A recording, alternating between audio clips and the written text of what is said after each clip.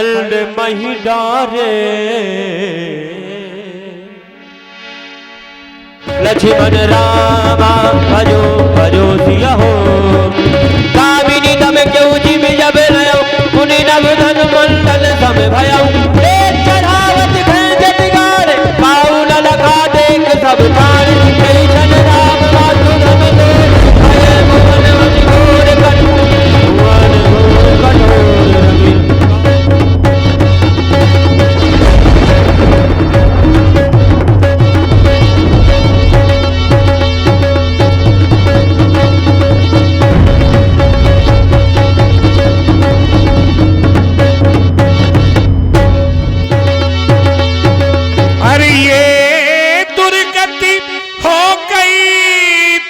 रवि और मैं तेरे पास नहीं था, क्या मुझ पर विश्वास नहीं था, क्या मैं तेरा दास। सारे अयोध्या वासी यही कहेंगे कि निकाल दो इस हत्यारे राम को अयोध्या के बाहर। अरे इसने तो अपने पीछे अपने भाई का वध करवा डाला। भाई के वध का कलंक लेकर के मैं संसार में जीवित नहीं रह सकता भगवान। सभय बिलो के लोग सब जानी जान की भी हृदय नहरस विषाद कछु बोले श्री रघुवीर। हे देवता, श्री शंकर जी की धनुष को तोड़ने वाला आपका कोई एक दास है। नाथ शंभु धनु भंजन हारा होई क्यों एक दास तुम्हारा। शिव धनुष तोड़ने वाला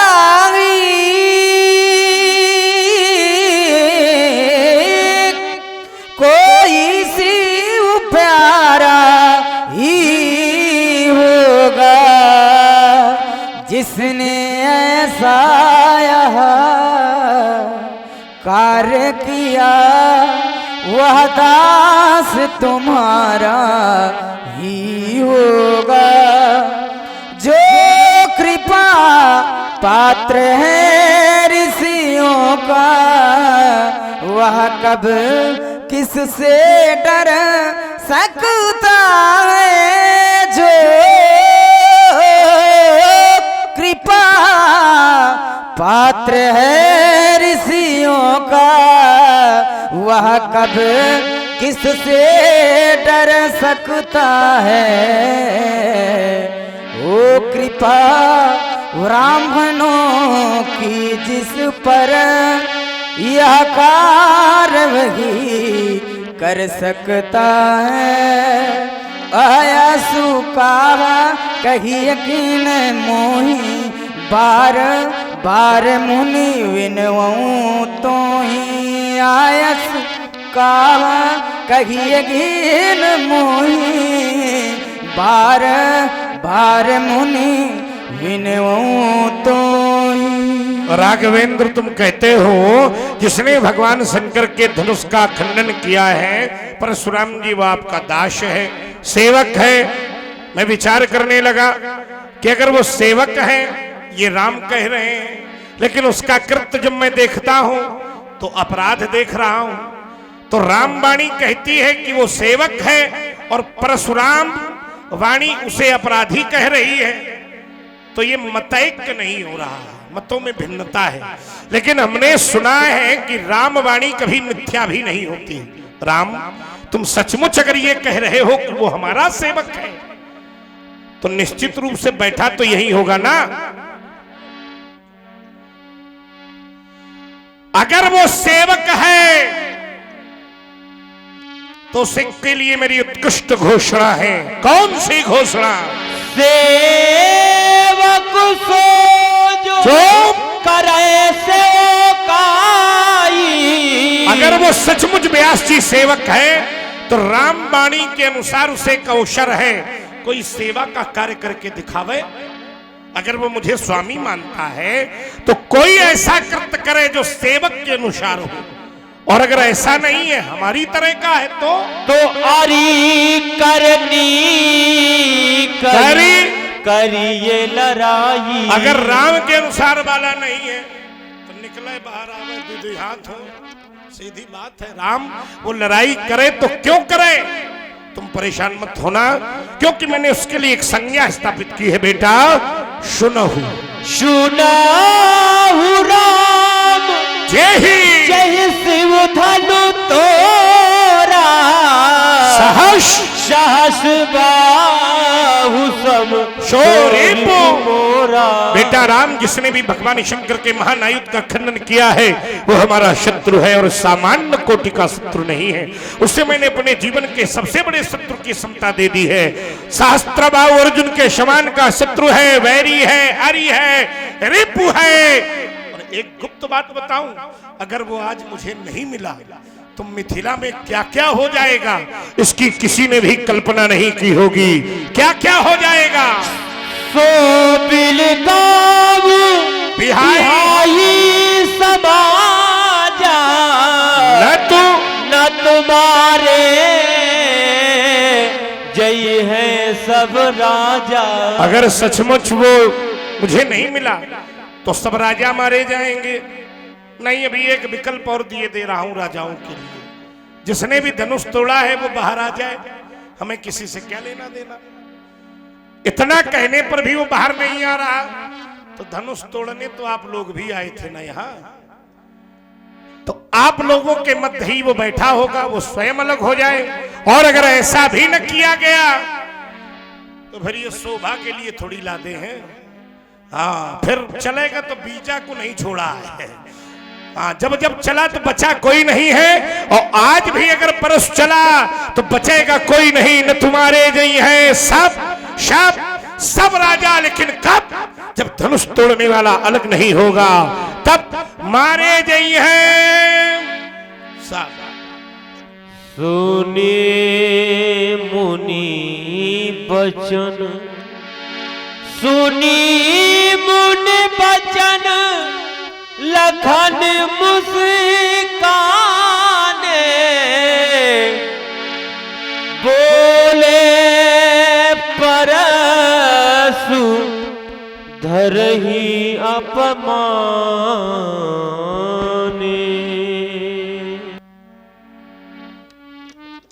जहां तक इस समय मेरा दर्शन है,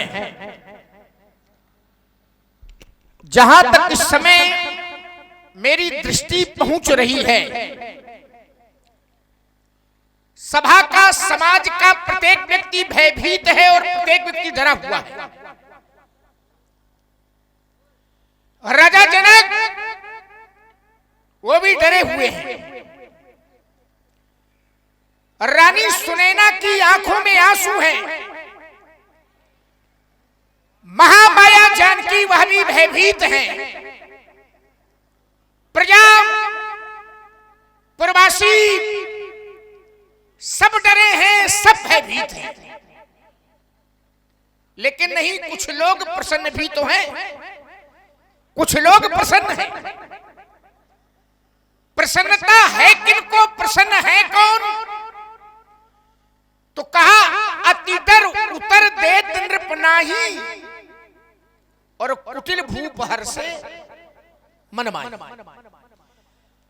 प्रसन्नता अगर इस समय है तो केवल कुटिल नृपालों में, प्रसन्न अगर इस समय है तो केवल कुटिल नृपाल। तो मैं सोचने लगा कि जब राजा जनक डरे हैं, रानी सुनैना डरी है, महामाया जानकी भयभीत है, प्रजा प्रवासी सब डरे हैं, तो इन कुटिल नृपालों को कौन सा पुरस्कार मिल गया है जिससे ये लोग प्रसन्न हैं? ये क्यों प्रसन्न है? समझ में आ गया कि प्रसन्न क्यों है। अभी जिस समय धनुष नहीं टूटा था, उस समय ये लोग भी धनुष तोड़ने का पूरा प्रयास कर रहे थे, पूरी शक्ति लगाई थी, और अंदर से चाहते थे कि धनुष हमसे टूट जाए, लेकिन इनके प्रयास के बाद भी धनुष इन लोगों से नहीं टूटा। तो अभी लोग सोच रहे हैं कि हे प्रभु, बहुत अच्छा रहा जो धनुष हमसे नहीं टूटा, हम तोड़ना तो चाहते थे लेकिन नहीं टूटा, ये हमारे पक्ष में बहुत अच्छा रहा। और सोच रहे हैं कि शायद धनुष हमसे टूट जाता तो ये सीधे आपत्ति हमारे ऊपर ही आती। इसलिए अतिडर उतर देत न पनाही और कुटिल भूप हर से मन मान। इसलिए अंदर से प्रसन्न है, लेकिन आप लोग क्यों डरे हैं? डरो नहीं, अभी हम जिंदा हैं। बड़ी विचित्र स्थिति है। बहुत सुंदर सुंदर दर्शन आए। सेवक की परिभाषा परिभाषित की गई और सच्चे अर्थों में शास्त्रों ने सेवक परिभाषा को कई प्रकार से, कई तरह से परिभाषित किया है। सेवा धर्मम परम गहना योगिनाम अव्यगम्य।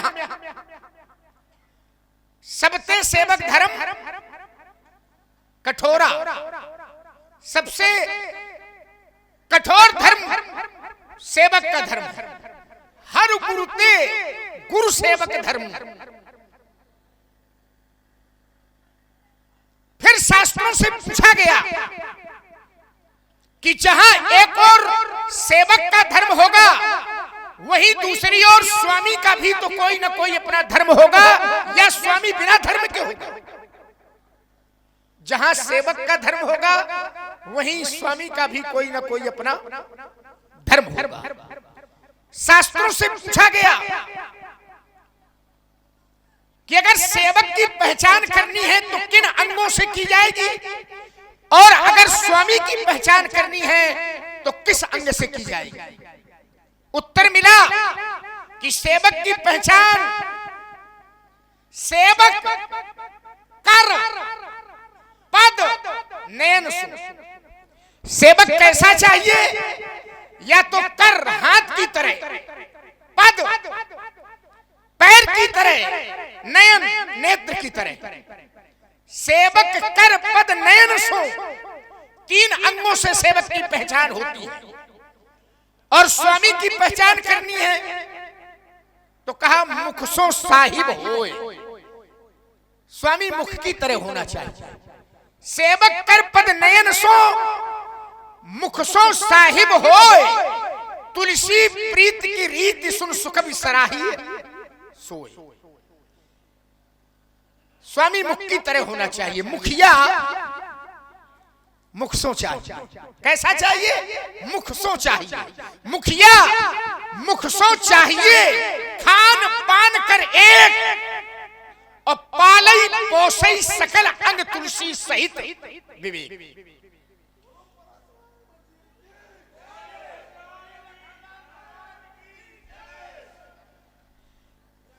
मुख भोजन करता है, मुख भोजन करता है, लेकिन जरा विचार करें, क्या भोजन मुख अपने पास रख लेता है? भोजन तो मुख करता है, लेकिन वो भोजन मुख अपने पास नहीं रखता है। पालई पोसई सकल अंग, सारे अंगों को पालता है, पोसता है, सारे अंगों तक पहुंचाने का कार्य करता है। भोजन करने के बाद मुख भोजन अपने पास नहीं रख लेता है। ऐसे ही स्वामी का धर्म होता है। पालई पोसई सकल अंग तुलसी सहित विवेक। स्वामी धर्म स्वार्थई विरोधु, बैर अंध प्रेम ही न प्रबोधु। इस धर्म में स्वार्थ नहीं होता है, पैर अंधा होता है, प्रेम को ज्ञान नहीं होता है। प्रेम ही, जहां बहुत प्रेम की पराकाष्ठा होगी, बोध छूट जाएगा। प्रेम ही न प्रबोध।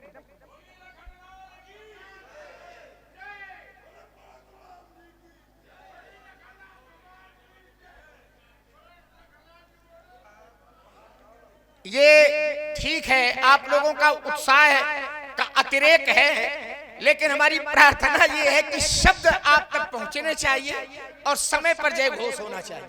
और केवल जय जयकार रहेगी तो शब्द गौड़ हो जाएगा। आइए, भैया ने बहुत सीधे सरल शब्दों में उत्तर कर दिया था।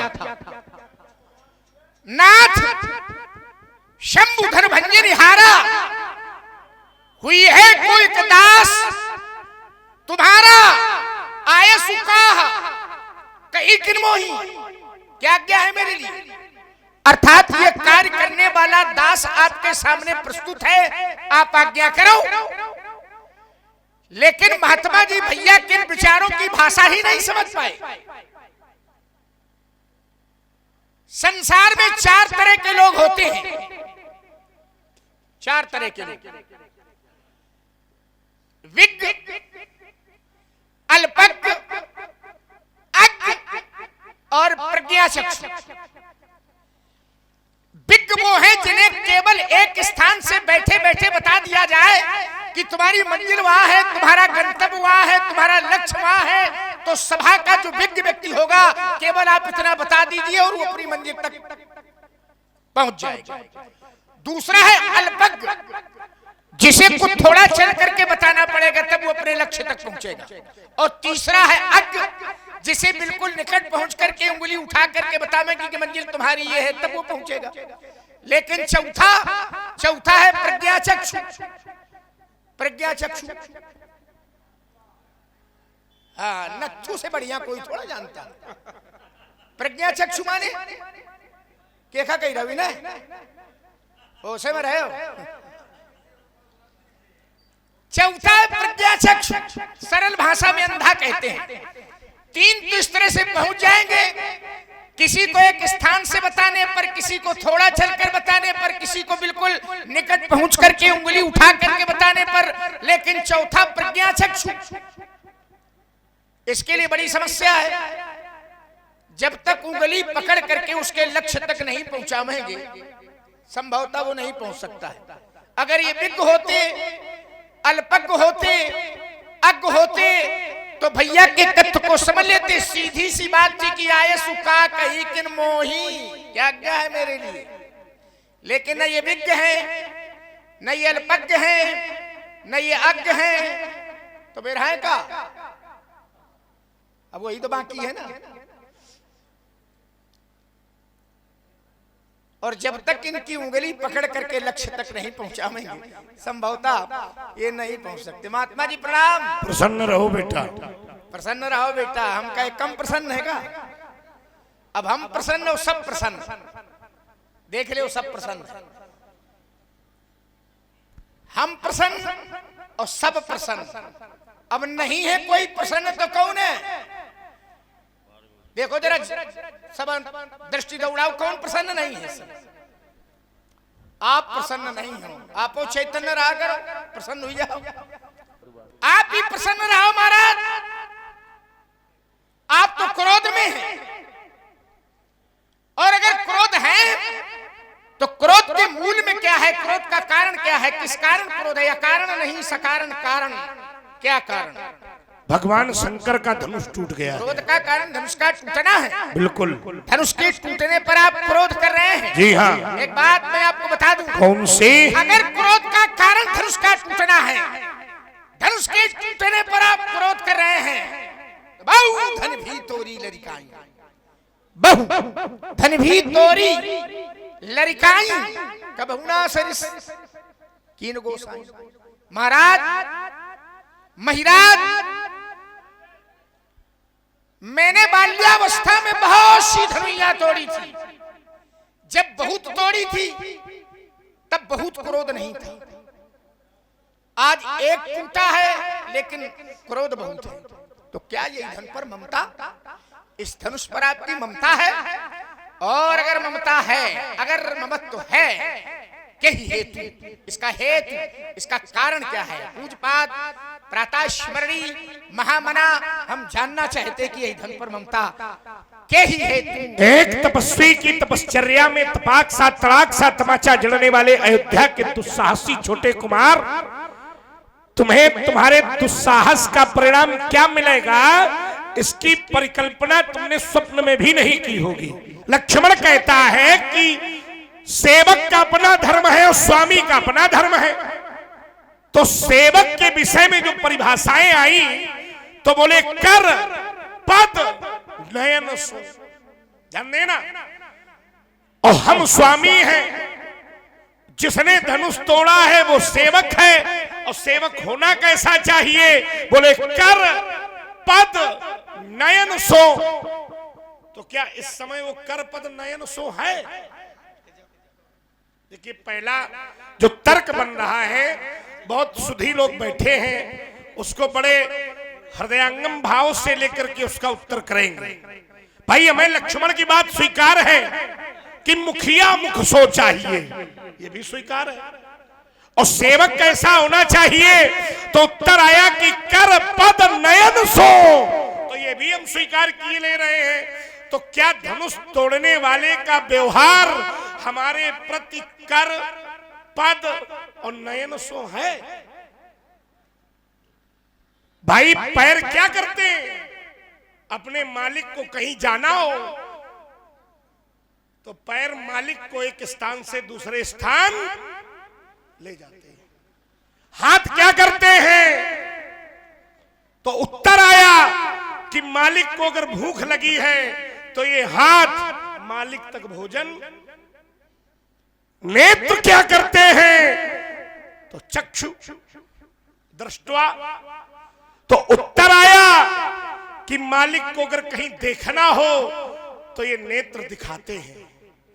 तो क्या ये यानी मालिक की आवश्यकताओं की पूर्ति सेवक को करने का सबसे बड़ा धर्म यही है।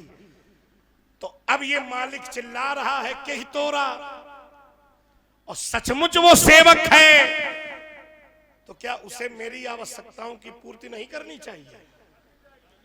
तो फिर कहां सेवक है? हाँ, अब बढ़िया दिव्य सेवकाई करे। तो यहां ये भाव नहीं आ रहा, तभी तो हमने कहा कि सेवक सो जो करे सेवकाई। ये हमारा पहला तर्क है। अब लक्ष्मण ने कहा कि चार तरह के लोग हैं। पहला विज्ञ, चलिए यहां आचार्य कोटि के लोग भी बैठे हैं। जब विज्ञ शब्द की व्याख्या हुई तो हमने देखा कि विज्ञ में वी शब्द है और ज्ञा शब्द है। अब ध्यान देना, तो विज्ञ और जो शब्द है, तो चूंकि हम विज्ञ हैं, हम विज्ञ हैं, क्यों हैं? तो उत्तर आया क्योंकि हम विप्र भी हैं। हम क्या हैं? विप्र। अब देखो, विप्र शब्द की व्याख्या हुई तो इसमें भी दो ही शब्द हैं।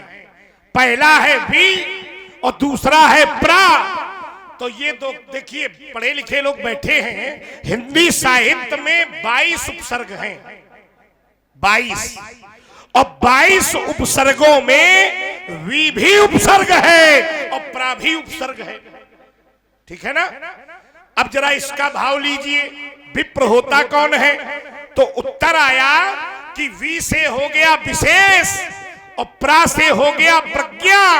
जिस व्यक्ति में विशेष प्रज्ञा है वही विप्र है। और अगर हम विप्र हैं तो विज्ञ बने बनाए हैं, तुम्हारे प्रमाण पत्र की कोई आवश्यकता नहीं है। अब दो शब्द हैं, अब शब्द बचा अज्ञ। अज्ञ बने रहो तुम। भाई, हम विज्ञ हो गए चूंकि विप्र है। अज्ञ बने रहो तुम, अल्पज्ञ बने रहो तुम। चौथा वाला बड़ा जोरदार था, काहे नथु? लाओ दई दो। अच्छा, अगर तुम दई रहे हो तो लाओ, हम इसको भी स्वीकारते। प्रज्ञा चक्षु, प्रज्ञा चक्षु। हमें अच्छा ये लगा कि लक्ष्मण ने जब उच्चारण किया तो लक्ष्मण को उच्चारण स्थान का ज्ञान है। वैयाकरण में लोग कहेंगे प्रज्ञा या शुद्ध है, प्रज्ञा ये शुद्ध है, उच्चारण स्थान तुम्हारा शुद्ध है। इसलिए वशिष्ठ जी को हम बहुत बहुत धन्यवाद देंगे, है ना? आइए जरा तो विचार करना, प्रज्ञा चक्षु अगर हम हैं तो कोई दिक्कत नहीं है। क्योंकि हम तो ब्राह्मण हैं, और ब्राह्मण के अगर सामान्य नेत्र नहीं भी है तो अग्नि पुराण में किस श्लोक आया कि ब्राह्मण के 2 नेत्र और होते हैं। श्रुति पुराणौ उभौ नेत्रौ ब्राह्मणा नाम पर कीर्तिता। ब्राह्मण के 2 नेत्र हैं, एक का नाम है वेद और दूसरे का नाम है पुराण। बेटा अगर हमारे ये नेत्र नहीं भी होंगे तो हम तो संसार का दर्शन वेद और पुराण रूपी नेत्रों से कर लेंगे। समस्या तुम्हारे लिए होगी।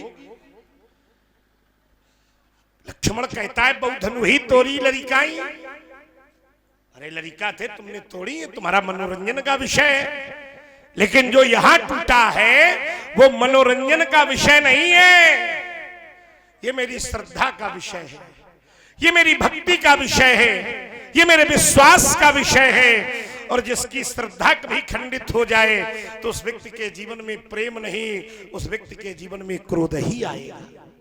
इसलिए ममता नहीं है। ममता जैसे शब्द पर बांधने का हमें प्रयास न करो, क्योंकि हम ज्ञानी हैं और ज्ञानी के जीवन पर ममता नहीं हो सकती। संभाल कर बोलिए छोटे कुमार रे नृप बालक कालवश बोलत तो ही न संहारी।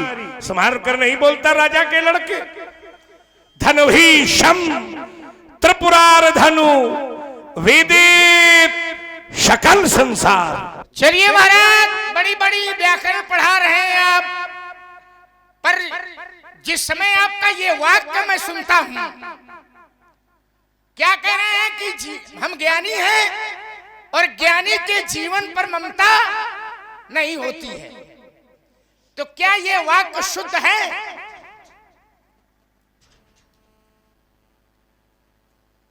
ज्ञानी के जीवन पर ममता नहीं होती, ये पर अधिकरण है। में और पर अधिकरण है, तो ज्ञानी के जीवन में ममता नहीं होती है कि ज्ञानी के जीवन पर ममता नहीं होती। आपका ही वाक्य है, बड़ी पढ़ी लिखी बातें आप कर रहे थे, तो हमने सोचा कि नहीं आपका स्वाध्याय बढ़िया चल रहा है, विद्यार्थियों को भी पढ़ाते होंगे आप। तो ज्ञानी के जीवन पर ममता नहीं होती है कि ज्ञानी के जीवन में ममता नहीं होती? नहीं, में ममता नहीं होती। अच्छा, तो ये धोखे से निकल गया। नहीं, चलो कोई बात नहीं, स्वीकार रहे हैं तुम्हारी बात, कोई ऐसी थोड़ी कोई प्रतिष्ठा की बात थोड़ी। ये दोनों अधिकरण है और उनका प्रयोग भी अलग अलग है ना, बिल्कुल। और कहाँ कहाँ ये भी बताएं। अरे अब खैर से सुन तो ले, 1 घंटा प्रवचन आपका हमने सुना। नहीं, हम भी सुनेंगे। हमारा तो पहला प्रयोग था और आपने उसको सहज में स्वीकार कर लिया, ये ईमानदारी है आपकी। बहुत बेईमान लोग होते हैं कि प्रयोग भी करते हैं और फंसाव हो जाता है तो उसको स्वीकार भी।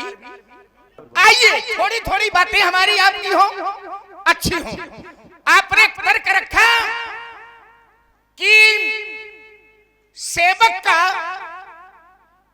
अगर कर की तरह, हाथ की तरह होता है, पैर की तरह होता है, नेत्रों की तरह होता है, तो क्या उसने अपने धर्म का सच्चे अर्थों में निर्वहन किया? ईमानदारी से बताओ आप लोग। हाथ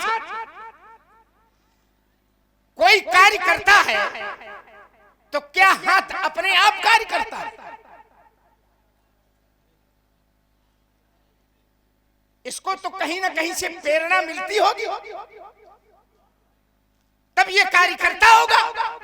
हाथ है कर्मेंद्री, पैर है कर्मेंद्री, 2 कर्मेंद्रियों का प्रयोग किया गया है, और नेत्र है ज्ञानेंद्री, और नेत्र ज्ञानेंद्री है। तो बताओ कैसी ज्ञान की चर्चा हो, इससे समझे में ना आया होगी बातें का। चलो खैर ठीक है। आओ महाराज, एक बात सोचिए जरा, ये ज्ञानेंद्री नेत्र है जरूर, लेकिन नेत्र में भी देखने की शक्ति है, लेकिन कब है? कई बार ऐसा होता है ये नेत्र हैं और कोई व्यक्ति निकला यहां से, ध्यान आपका कहीं दूसरी जगह लगा है, और किसी ने आपसे आकर के पूछा कि अमुक व्यक्ति यहां से निकला है, निकल भी गया है, व्यक्ति गया है और नेत्र खुले भी थे, बंद नहीं थे, और पूछा कि अमुक व्यक्ति यहां से निकला है, आपका उत्तर होता है ध्यान नहीं दिया। क्या नहीं दिया? ध्यान नहीं दिया। व्यक्ति ऐसा नहीं कि निकला नहीं है, निकला भी है और देखने वाले की आंख खुली भी थी, लेकिन जब तक ज्ञानेंद्री के साथ मन ध्यान केंद्रित नहीं होगा तो ये ज्ञानेंद्री होती हुए भी देखने की शक्ति इसमें नहीं होती है, नहीं देख पाती है। कई बार कोई शब्द प्रयोग किया गया, शब्द बोला गया है, कान खुले थे, आपसे पूछा गया सुना, आप कहते कि ध्यान नहीं दिया, हमने ध्यान नहीं दिया। अब मैं आपसे पूछता हूं, यही तो स्वामी का धर्म है, ध्यान कौन देता है? ध्यान कौन देता है? क्या हाथ का काम ध्यान करना है, या पैर का काम ध्यान करना है, या नेत्रों का काम ध्यान करना है? इनका काम ध्यान करना नहीं है, ये इनका विषय ही नहीं है, इसलिए सारा खेल उधर जाता है, यहाँ नहीं है। चलिए इस विषय पर बातें होंगी, अभी यात्रा लंबी है। कौन सा किसका क्या विषय है? एक विषय मैंने आपके सामने रखा था कि 4 तरह के लोग होते हैं, विकल्प, अज्ञ, प्रज्ञा, जग। अब देखिए जरा, तो जैसे मैंने विज्ञ कहा तो महात्मा जी ने कहा कि 22 उपसर्ग होते हैं। विज्ञ में आपने कहा कि 22 उपसर्ग होते हैं, हम हैं विप्र, और विप्र में पहला उपसर्ग है वि और दूसरा उपसर्ग है प्रा। वि से विशेष और प्रा से प्रज्ञा। जिसमें विशेष प्रज्ञा होती है उसका नाम है विप्र, और हम में विशेष प्रज्ञा है तो हम विज्ञ बने बनाए हैं। बोले तुम्हारे प्रमाण पत्र की कोई आवश्यकता नहीं है। ध्यान करना जरा, विशेष प्रज्ञा वाले। एक और भाव आ गया मेरे मन में, वी से और प्रा से आपने अर्थ दिया, एक मेरा अर्थ है वी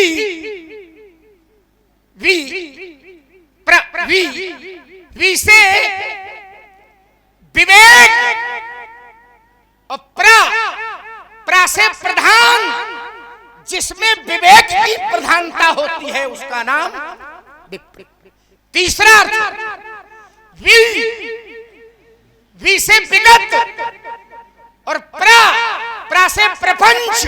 जो प्रपंचों से छूट चुका है उसका नाम है विप्र।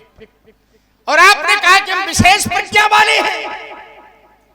अरे भाई, सामान्य प्रज्ञा वाले जिस विषय को समझ रहे हैं उसको विशेष प्रज्ञा वाला न समझ पावे तो प्रश्न खड़ा हो जाता। दिखता है प्रपंच, नहीं समझ पा रहा है।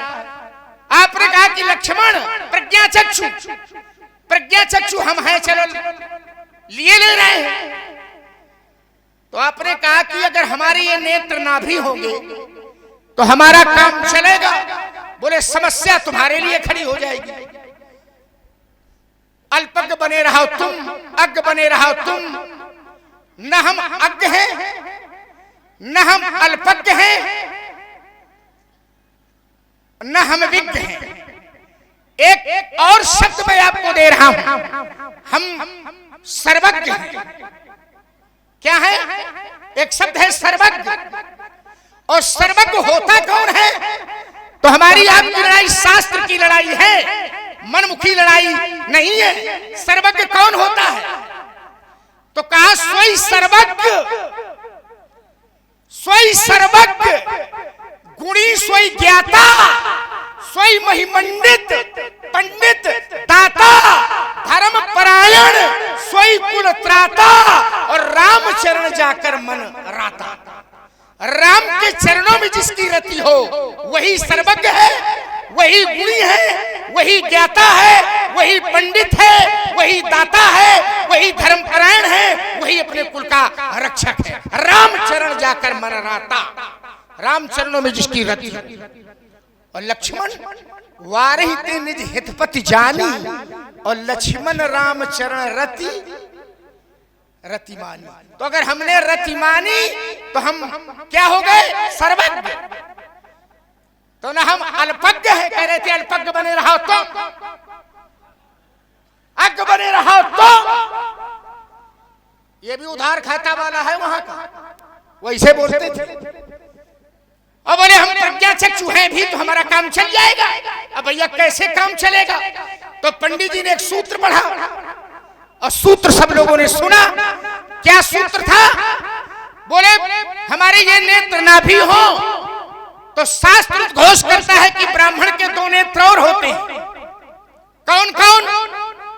तो आपने बताया था, श्रुति पुराण उभौ नेत्रौ ब्राह्मणा नाम पर कीर्तिता।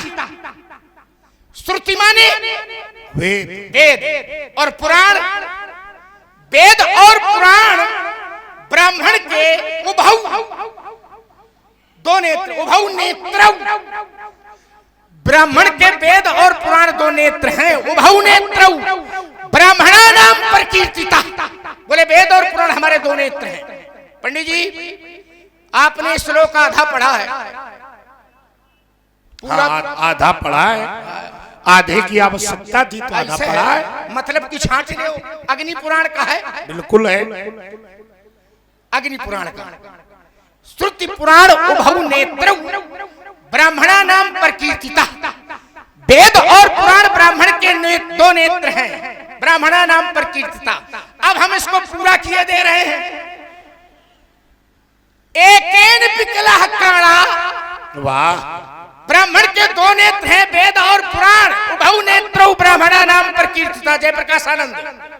ब्राह्मण के 2 नेत्र हैं, वेद और उभौ नेत्रौ ब्राह्मणा नाम पर कीर्तिता। यहां तक पढ़ा था। अब हम पूरा कर रहे हैं।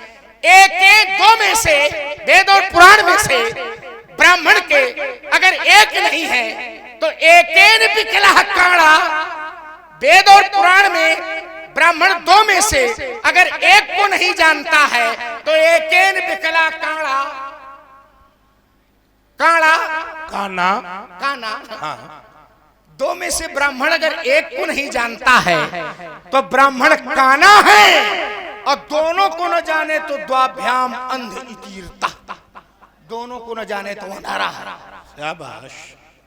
वेद पुराण में ब्राह्मण अगर एक को नहीं जानता है, आचार्य जी, एक को नहीं जानता है तो ब्राह्मण काना है, और दोनों को नहीं जानता है तो द्वाभ्याम अंध इतीरता। दोनों को न जाने तो अंधा है। फिर पूछा गया किसके किसके कौन नेत्र है, कौन कौन कहां कहां से देखता है? तो कहा गंधेन गावा पश्यन्ति। गंधेन गावा पश्यन्ति। गावा पश्यन्ति। गंध से गाय अपने अपने बछड़े को पहचान लेती है, जान लेती है, देख लेती है। गाय के आंख में पट्टी बांध दी जाए तो गंधेन गावा पश्यन्ति। गंध से गाय अपने बछड़े को जान लेती है, पहचान लेती है। और ब्राह्मण के महाराज, ब्राह्मण के नेत्रों में पट्टी बांध दी जाए, ब्राह्मण की आंखों में, ससीम नेत्रों में, चर्म चक्षुओं में पट्टी बंधी हो तो वेदो पश्यन्ति ब्राह्मणा। इन आंखों में पट्टी भी बंधी हो तो ब्राह्मण वेद और पुराण के नेत्रों से देख लेता है। आपके आंखों में पट्टी भी बंधी होती तो फिर धनुष तोड़ने वाले को उन नेत्रों से देख लेना चाहिए था। फिर पूछने की आवश्यकता नहीं थी कि धनुष के तोड़ा, धनुष का खंडन किसने किया है। आप कहते थे हम विशेष प्रज्ञा वाले हैं, तो फिर इन्हीं नेत्रों से धनुष तोड़ने वाले को देख लेना चाहिए था। आप कह रहे हम विद्ध हैं, विशेष प्रज्ञा वाले हैं, तो इन नेत्रों से धनुष तोड़ने वाले को क्यों नहीं देख पा रहे हो? देख ले, क्या आवश्यकता है किसी से पूछने की? आपने कहा कि हम ज्ञानी हैं, ममता नहीं है। और एक अर्धाली भी कोई आपने पढ़ी थी ज्ञानी शब्द की पुष्टि के लिए, क्या था? रस रस सूख, सरित सर पानी, और ममता त्याग करहि जिम ज्ञानी। रस रस, इस पर चर्चा करिएगा जरा, इस शब्द का अर्थ क्या है? रस रस सूख, सरित सर पानी और ममता त्याग करे जिम ज्ञानी। ज्ञानी ममता का परित्याग कर देता है और बोले हम ज्ञानी हैं, हमारे जीवन में कोई ममता नहीं है। चलो आप ज्ञानी हैं, ममता नहीं है, इसका मतलब है कि ममता बहुत खराब है, तभी तो अपेक्षित कर रहे हैं ममता। और क्या, खराब तो है ही, ममता खराब है, बिल्कुल खराब है, बिल्कुल खराब है। हाँ। अगर ये ममता खराब होती तो जिस शास्त्र का प्रमाण आपने दिया उसी से एक प्रमाण मैं आपको लौटाई दे रहा हूं, उसी से। अगर ये ममता खराब होती तो जय जन पर मैं शब्द का पाठांतर नहीं करूंगा, शब्द का ग्रंथांतर नहीं करूंगा, श्रोतांतर नहीं करूंगा, रूपांतर नहीं करूंगा, केवल भावांतर होगा। अगर ममता खराब है, खराब होती तो जय जन पर, जय परमात्मा की ओर है, जन पर ममता, और केवल ममता नहीं, अति, अति माने ज्यादा, ज्यादा। और कौन कर रहा है ज्यादा ममता? परमात्मा। जय जन पर ममता अति छोहू और जय करुणा कर कीन न को। परमात्मा ममता करता है, अपने भक्त से ममता करता है, थोड़ी ममता नहीं करता है, ज्यादा ममता करता है। अगर ये ममता खराब होती तो संसारी लोग करते, लेकिन कम से कम परमात्मा तो न करता। तो परमात्मा के यहाँ ममता की जा रही है, ज्यादा ममता की जा रही है, तो आपके यहाँ ममता नकारी जा रही है और परमात्मा के यहाँ यही ममता स्वीकारी। देखिए तुम्हारा पक्ष है, हमने जो बात रखी है तो हम भी पाठांतर नहीं करेंगे, ग्रंथांतर नहीं करेंगे और फिर से एक प्रमाण देंगे। आप लोग इसके चक्कर में न पड़ना, नहीं सब गड़बड़ करा देगा भला। देखिए ममता कभी जीवन में स्वीकार नहीं हो सकती। क्यों नहीं हो सकती? क्योंकि हम ज्ञानी हैं, और ज्ञानी का जीवन कैसा होता है? तो उत्तर आया, इसी ग्रंथ में आया कि जोग अग्नि कर प्रकट तब एक योगी, एक ज्ञानी योग रूपी अग्नि को प्रकट करता है। तो लोगों ने कहा कि अगर योग की अग्नि है तो ईंधन क्या होगा? तो उत्तर आया कि कर्म शुभा शुभलाई। वो योगी उस पर कर्म के शुभ अशुभ ईंधन का प्रयोग करता है। तब बुद्धि सिरावे ज्ञान घृत, ये बुद्धि ज्ञान रूपी घृत को सिराती है और ममता मल जारी जाए। और सरल समझिए, माताएं बैठी हैं, अधिकांश घरों में नवनीत माने मक्खन से घृत बनाया जाता है, बनाया जाता है कि नहीं? तो माताएं सहज भाव में उस नवनीत को अग्नि पर तपाती हैं। आप लोगों का भी विषय है, घरेलू विषय है। जब नवनीत को अग्नि में तपाया जाता है तो कब तक तपाया जाता है? जब तक नवनीत में मिश्रित मल ना निकल जाए। क्यों भाई? जब हम नवनीत को अग्नि में तपाएंगे तो माताएं क्या करती हैं? कहिए बेटा जरा मल निकाल दो, इसका मैल आ रहा है। और तब तक तपाया जाता है जब तक उसमें एक भी मल न रह जाए। तो ज्ञान में जब तक मल मिश्रित है तब तक वो विशुद्ध ज्ञान नहीं है। और अगर हम ज्ञानी हैं तो ममता तो मल है, जब तक इसका त्याग नहीं होगा तब तक ज्ञान की प्राप्ति। इसलिए ममता स्वीकार्य पहला बिंदु। बहुत अच्छी पकड़ बनाई तुमने, हमारा एक शब्द पकड़ा इन्होंने, अच्छा लगा। और हम सही बतावे, हमने जानबूझ के बोला था ऐसे हमने क्यों बोला था? हमने इसलिए बोला था देखें कि लक्ष्मण कुछ व्याकरण पढ़ा लिखा है कि ऐसा है, इसलिए हमने प्रयोग किया था। चलिए अधिकरण दो बताए गए, में और पर। क्या कोई तीसरा अधिकरण भी होता है? चलिए सब बिग लोग बैठे हैं, चिंतन के लिए छोड़े दे रहे हैं। और दोनों का देखो प्रयोग भी अलग अलग है। मैं और पर ये विषय दूसरी ओर जाएगा, इसलिए इसको हम गौड़ करते हैं। आइए, अच्छी अच्छी बातें आई। इन्होंने बहुत अच्छी बात रखी कि नेत्र का विषय, बोले हम सहज खड़े हो, कोई बगल से निकल जाए। तो किसी ने पूछा भैया कोई बगल से निकल गया क्या? तो उत्तर करने वाला कहेगा हमने देखा नहीं है, निकल तो गया होगा। नेत्र रहते हुए भी कभी व्यक्ति नहीं देख पाता। क्यों? क्योंकि उसका ध्यान नहीं पड़ता। तो उत्तर आया कि ये दो कर्मेंद्रियां हैं, एक ज्ञान इंद्रिया है, ज्ञान इंद्रिय है नेत्र, हाथ पैर कर्मेंद्रिय है। तो बोले इनका संचालन, तो उत्तर आया मन। तो क्या शरीर का मुखिया मन है? भाई चर्चा सेवक और मुखिया की चल रही है ना, चर्चा सेवक और स्वामी की चल रही है। तो आपने ही तो कहा था कि मुखिया मुख सो चाहिए। तो यहां ये उत्तर आया, भाई इंद्रियों का जो संचालन कर रहा है वो मन है। हम कहते हैं चार हैं अंतः चतुष्टय। चलिए अंतःकरण चतुष्टय, मन बुद्धि चित्त और अहंकार, ठीक है, इंद्रियां भी हैं और ये चारों अंतःकरण चतुष्टय भी हैं। केवल यही दो चीजें हो तो क्या शरीर का संचालन हो जाएगा? भाई इंद्रियां भी हो जाए, मन बुद्धि चित्त और अहंकार भी हो जाए, तो क्या इस शरीर का संचालन फिर भी संभव है?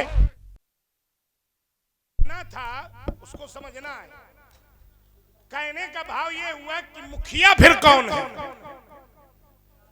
प्रश्न फिर वही खड़ा है। भाई अगर कर पद नयन ये सेवक है, तो अगर संचालन करता मुखिया है, तो आपके अनुसार, आपके प्रश्न के अनुसार मन को होना चाहिए। आपने कहा कि बगल से कोई निकल जाए और हम कह दें नहीं देखा है, तो ध्यान लगाने वाला कौन है? मन। लेकिन मन अगर ध्यान लगाने वाला है तो क्या मन ही संचालन करता है या मन के बाद भी कोई संचालन करता है? ये लक्ष्मण अपनी प्रस्तुति में बताएंगे। आइए, इन्होंने कहा कि आपके वेद और पुराण रूपी नेत्र हैं। ध्यान देना, ये विषय इन्होंने, लोगों ने तालियां बजा करके लक्ष्मण की बात का अनुमोदन भी किया था। होना भी चाहिए, जब बात बिल्कुल चोट पर हो तो अनुमोदन भी होना चाहिए। राजकुमार ने कहा कि अगर ज्ञान वेद और पुराण रूपी नेत्र हैं, तो फिर आपको जनक से नहीं पूछना चाहिए कि कही तोरा। बात तो तुम्हारी ठीक है और चोट पर चोट की बात है, लेकिन ये मेरा अनुमानित प्रमाण है। ध्यान देना, यहां बैठा हुआ एक एक श्रोता, बड़ा गंभीर श्रोता बचा है। बाधक वाले समाप्त हैं, अब इसको बहुत ध्यान से सुनेंगे। ऐसा भी तो हो सकता है, तुम हमारे ज्ञान पर उंगली उठा रहे हो, हमारे नेत्रों पर उंगली उठा रहे हो, तो क्या ऐसा भी तो हो सकता है कि जिस व्यक्ति ने धनुष का खंडन किया है, धनुष का खंडन जिस व्यक्ति ने किया है, उसे वेद और पुराण रूपी नेत्र भी न देख पाते हो? ध्यान देना, बहुत गंभीर विषय बना और जितने लोग बैठे हैं उसका चिंतन करेंगे। अगर ये समय कोई दो राय नहीं है कि मेरे पास ज्ञान वेद और पुराण रूपी नेत्र, क्योंकि मेरे मुख में शास्त्र है, इसका भी प्रमाण है, वेद है, तो ये नेत्र तो है, लेकिन फिर भी उस शक्ति को नहीं देख पा रहा हूं, नहीं पहचान पा रहा हूं। तो क्या कहीं ऐसा तो नहीं है जिस व्यक्ति ने धनुष का खंडन किया है, उस व्यक्ति को वेद और पुराण रूपी नेत्र भी न देख पाते हो? वाह, 50% हमारा काम बन गया। चलो 100% बने, अब धीरे धीरे बनेगा कि एकदम बनेगा। जो हमारा पक्ष था आपने उसी का पोषण कर दिया। इन्होंने कहा कि जिसको वेद और पुराण के नेत्र न देख पाते हो, जिसको वेद और पुराण के नेत्र भी न देख पाते हो सकता है वो ऐसा ही हो। अभी तो आप कह रहे थे कि धनुष तोड़ने वाला शास्त्राबाहु के समान है, और शास्त्राबाहु अनाचारी पापाचारी था। और जिसको वेद और पुराण के नेत्र भी न देख पाते हो, वेद और पुराण के नेत्रों में भी जिसको देखने की शक्ति न हो, वो कौन सत्ता है? वो परम सत्ता है, परम सत्ता। सारद श्रुति शेषा ऋषय अशेषा जाकौ को नहीं जाना। यही दीन पियारे वेद पुकारे द्रवहु सुश्री भगवान। वो कौन सत्ता है? वो परमात्मा की सत्ता है। तो आपने जिसको शास्त्राबाहु की तरह करा था, केवल एक ही प्रहार हमने किया, उसको आपने स्वीकार कर लिया कि वेद पुराण के नेत्र नहीं देख पाते हैं, अर्थात वो भगवान की सत्ता है। तो हमारा काम हो गया, आपने उसको स्वीकार कर लिया। अरे कम से कम थोड़ी देर तो डटे रहो। आपने उसको परम सत्ता स्वीकार कर लिया, हो सकता है। चलिए, बहुत बढ़िया बढ़िया बातें मस्तिष्क लगा रहे हो, चलो अच्छा लगता है। आपने कहा कि इंद्रियों की चर्चा चली और इंद्रियों से मन पर बात आ गई। देखिए महाराज, बात संचालन की नहीं है, ध्यान करना, शरीर के चलाने की नहीं है। विषय था सेवक और स्वामी। स्वामी का। इंद्रियों का स्वामी कौन होता है? इंद्रियों का स्वामी मन है, लेकिन शरीर का स्वामी कौन होता है? बात शरीर की थोड़ा है, विषय फिर और चला जाएगा। बात थी कर पद नयन, और ये कर और पद और नयन ये क्या है? ये इंद्री है। इंद्री है, और इंद्रियों का स्वामी कौन है? मन है। बस तो काम खत्म हो गया। काम कैसे खत्म हो गया? आचार कहीं का। मनः खष्टानि इंद्रियाणि, मन भी इंद्रिय है लेकिन स्वामी है, 10 इंद्रियों का स्वामी है। 6वीं इंद्री मानी जाती है ज्ञान इंद्रियों में, पर नेतृत्व उसी का है, मन का है। अब जब विषय चलेगा तो उसके ऊपर कौन है, उसके ऊपर कौन है? तो शरीर, शरीर के परे इंद्री। अब देखो, शरीर की बात नहीं थी, बात थी कर पद नयन। किसकी थी? इंद्री। कर पद नयन, कर भी इंद्री, कर्मेंद्री, पद भी इंद्री, कर्मेंद्री, नयन, तीनों तो है, 3 अंगों से पहचाना गया। तो इनका स्वामी कौन हो जाएगा? अब जहां विषय ये चलेगा, आओ जरा, तो शरीर, शरीर के परे इंद्री, इंद्री के परे मन, मन के परे बुद्धि, बुद्धि के परे आत्मा, आत्मा के परे परमात्मा। परमात्मा। सत्ता संचालन परमात्मा का है, वो विषय सबसे ऊपर वो है। अब देखिए जरा, मन भी शांत हो गया। जहां आपने कहा था वहां मन, बुद्धि और चित्त, अंतःकरण चतुष्टय हैं, 4 हैं, मन, बुद्धि, चित्त और अहंकार। अहंकार। मन, मन का काम संकल्प विकल्प। हाँ, बिल्कुल सही। बुद्धि का काम विवेचना, तर्क, ऐसा है। और क्या? तर्क ही बुद्धि चलो का छोड़ो काम। उसको। हाँ, निश्चयात्मक वही है। ठीक है। चलो, तो एक स्थल में आपको दिखाई दे रहा हूं जहां मन, बुद्धि, चित्त और अहंकार, चारों को अंतःकरण चतुष्टय में चारों की विस्मृति है। कहा? परम प्रेम, प्रेम नहीं, परम प्रेम पूरन 2 भाई, और मन, बुद्धि, चित्त, अहमिति विसराई। चारों है, मन, बुद्धि, चित्त, अहमिति। वाह, मन, बुद्धि, चित्त, अहमिति विसराई। इसमें तो कलाकार हो, शब्द को जोड़कर परोसने में तुमसे अच्छा कोई नहीं है। बढ़िया जोड़ा तुमने इसके लिए। आपका ध्यान केवल परोसने ही में जाता है, कैसे ध्यान वहीं लगा है? आचार कहीं का वहीं लगा है ध्यान। भोजन में लगा रहता है। कम खाओ थोड़ा इस समय। कम खाओ, नहीं तो हमसे ले विद्या। गुरु बाबा के पास है, हमारे पास जाते लाग न क्षुधा पिपासा। हमें आवश्यकता नहीं है, ये हम पूर्व से है हमारे पास। ठीक है, अगर विद्या मिल गई तो भोजन से दूरी हो जाएगी, और उससे दूरी ना होनी चाहिए। पहले कोष की ज्यादा उपासना करते, अन्नमय कोश। वाह क्या बात है। पहला कोश कौन है? अन्नमय। अन्नमय कोश। अन्नमय कोश, प्राणमय कोश, मनोमय कोश, विज्ञानमय कोश, तब है आनंद कोश। आनंद पंचम कोश नहीं, उच्च कोट की चर्चा आनंद की। कोश, वाह, आनंदमय कोश, आनंदमय। और देखिए जरा ये है कहां?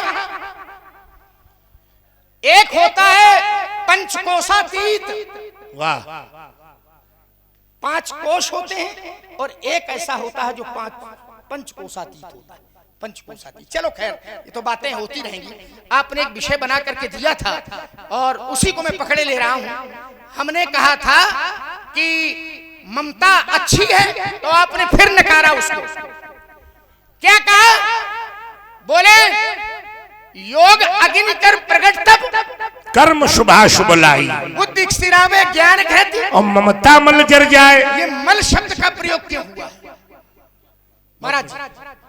ये मल शब्द का प्रयोग क्यों हुआ है? ज्ञान की चर्चा हो रही है, ज्ञान घृत है, और ममता मल, और ईंधन की बात भी आपने की थी। कर्म शुभाशुभ लाए। देखिए 3 है महाराज, आप बैठे हैं इसलिए 3 है।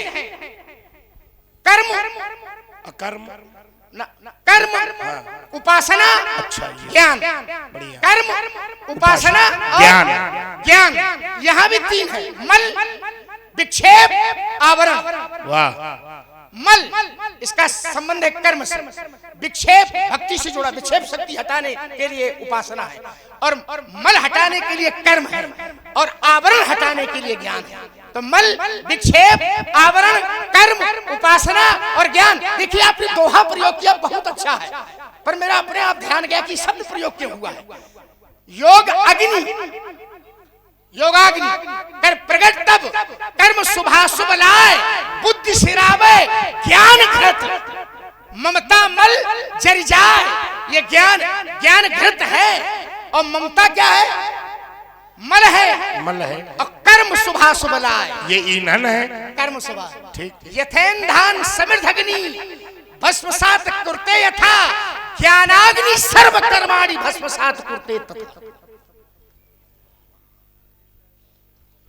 फिर चलिए जरा, जिस ममता को आपने नकारा, आपने व्यवहारिक एक बात पूछी, जो मैल होता है, तो मैल को निकाल करके क्या करते हैं? बोले फेंक देते हैं या आग में जला देते हैं। अरे आपको मालूम है नहीं है व्यवहारिक प्रयोग? उसको जला देते हैं या फेंक देते हैं। अरे बहुत प्रयोग हो जाते हैं। देखो इधर, माताएं बहनें जानते हैं उस मैल को जो ऊपर निकलता है मक्खन से, जो आग लगा करके अग्नि से जब घी बनाया जाता है, तो जो मैल निकलता है उसको निकाल लेती है। अच्छा, और निकाल करके जला थोड़ा देती है, फिर क्या करते हैं? रख लेती है, और विशेष प्रकार का अवयव उसमें मिलाती है उसी मैल में। और जंगल में घूम रहे हो, बीमारी फटी हो तो उसको लगा लो, सब चकाचक। जंगल में घूम रहे हो कहीं।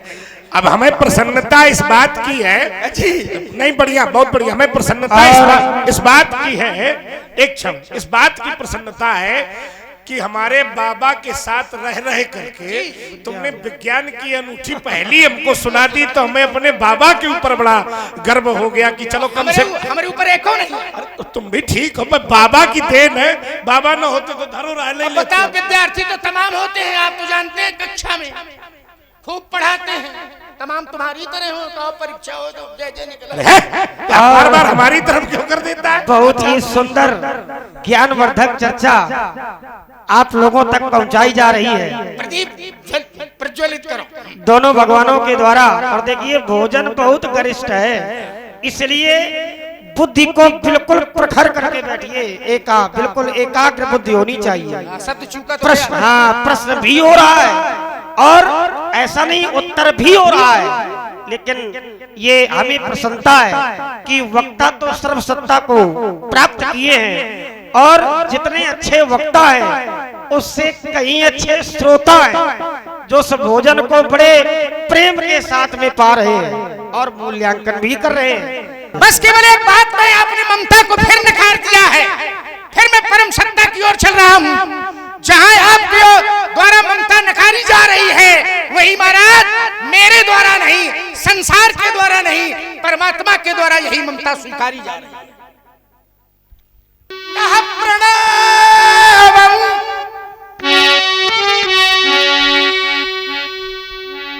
प्रणवं पुरे नर नारी बहोरी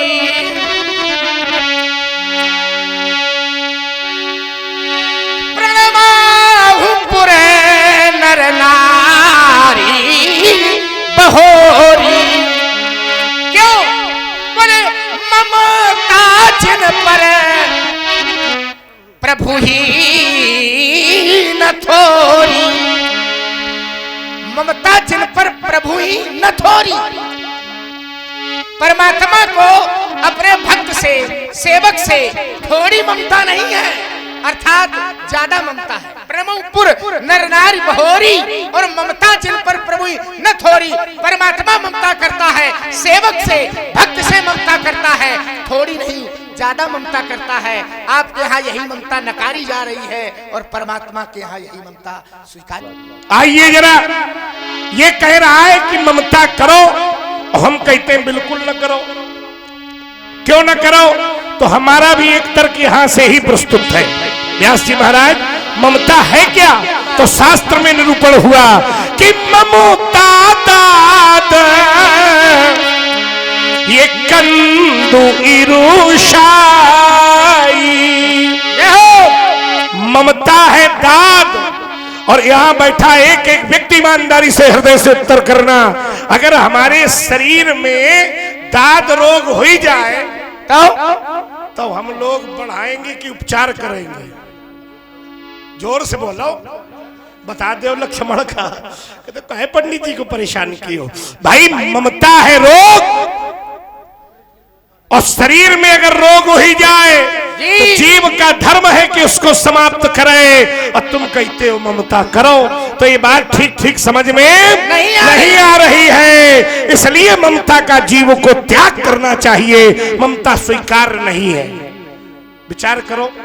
आइए, इन्होंने बड़ी अच्छी बात रखी कि मन बुद्धि चित्त अहंकार, इंद्रियों का स्वामी मन है। बिल्कुल सही है, इंद्रियों का स्वामी मन है, लेकिन फिर भी सत्संग की दृष्टि में थोड़ी सी और इसमें यात्रा हो जाए।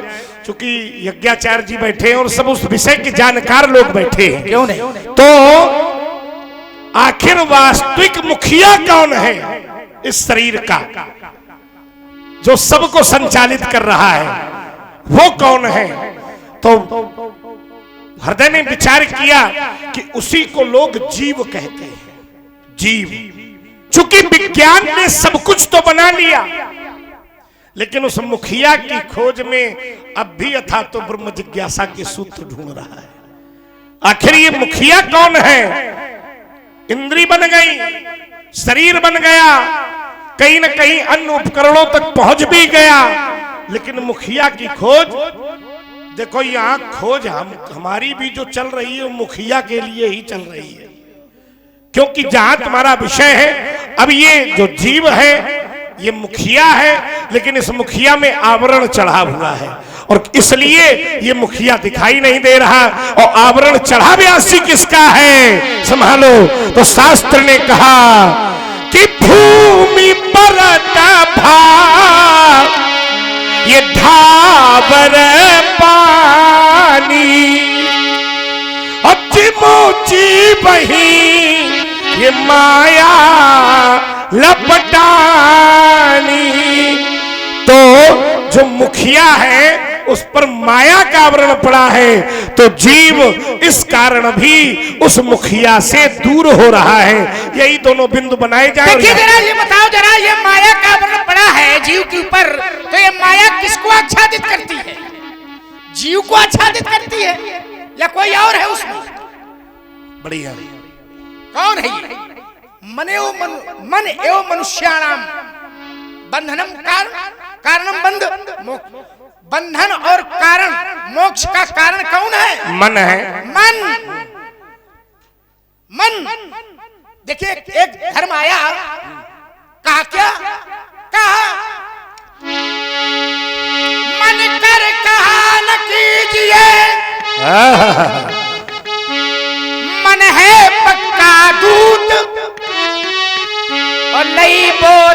दरियाव मां जाए हाथ से छूट। लेकिन फिर साधना किसने? देखिए 4 तरह के मन हैं।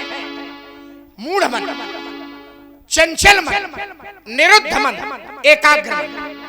चंचलम ही मना कृष्णा, ठीक 4 हैं इसमें। तो जो संसार की ओर मन ले जा रहा है, इस मन कर कहा न कीजिए।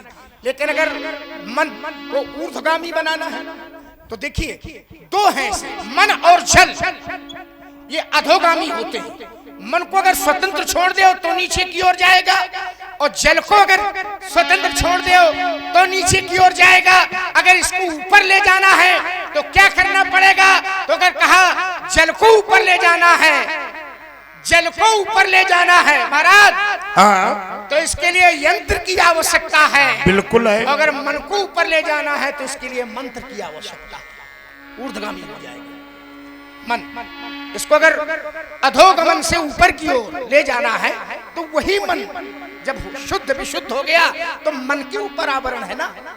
जीव तो विशुद्ध है, जीव तो कैसा है? बोले ईश्वर अंश जीवे अविनाशी।